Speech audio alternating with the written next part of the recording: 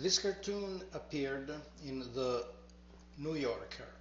The New Yorker is a weekly publication with a very strong progressive and liberal bent, and probably it offers the best writing available in a periodical in America.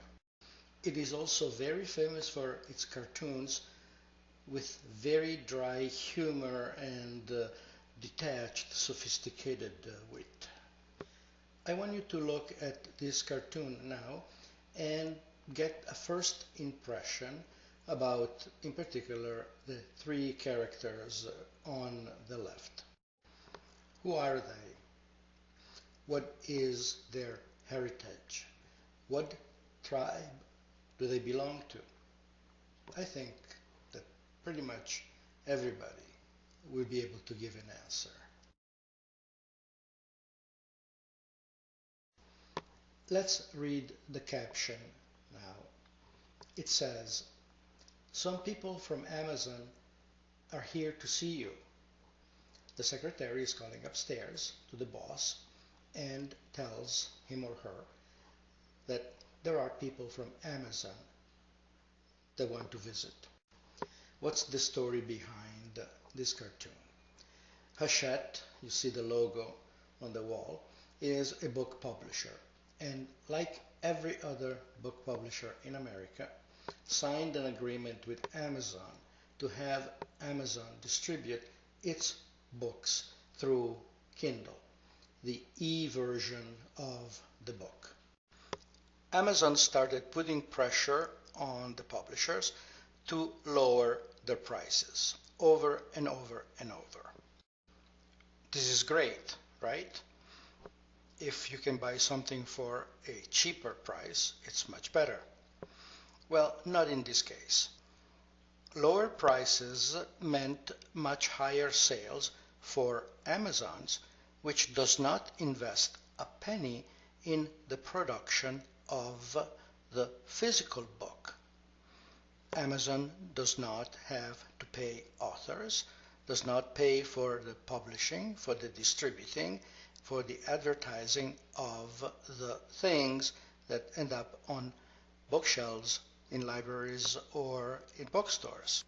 So lower prices actually meant more sales and more profits for Amazon's, but of course they cut into the revenues of the publishers and the revenues of the authors. The authors were incensed that Amazon, which is a distributor, could actually determine basically the livelihood, the revenues, without having absolutely no engagement whatsoever in the production of the book. The editing, the proofreading, producing the manuscript, all the steps that cost to produce a book. Hachette tried resisting, and Amazon threatened and in some cases even stopped distributing their books via Kindle. This is called blackmail. And even in the cutthroat environment of business, believe it or not, there are certain basic ethical rules. In particular, the most vociferous opposition came from the authors themselves. So this cartoon addresses the issue of unethical business conduct by Amazon against Hachette. It is taking a very critical position against Amazon and clearly protects or is on the side of Hachette, which is pushed by thugs into an agreement that they don't want to accept. It's the kind of offer that you cannot refuse. And so the New Yorker, in order to describe unethical business practices, resorts to the use of a stereotype. Who do they use? Clearly, these are mafia thugs. You look at them and you immediately recognize them as depiction of mafiosi. And when you say mafia in America, you say Italian American. So yes, Italian Americans were furious that something like this would appear, particularly in a prestigious and highly respected magazine as the New Yorker. But this is not the only sin. Look at the receptionist.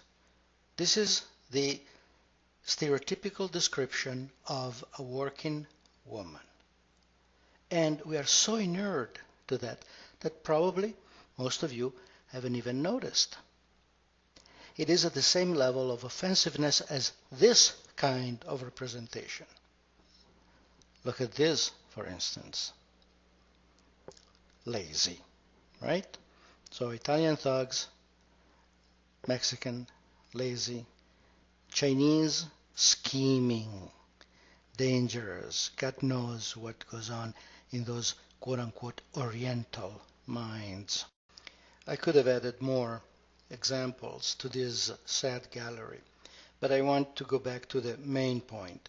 And the main point is that every time we use a stereotype, we exploit it, we perpetuate it, and we reinforce it.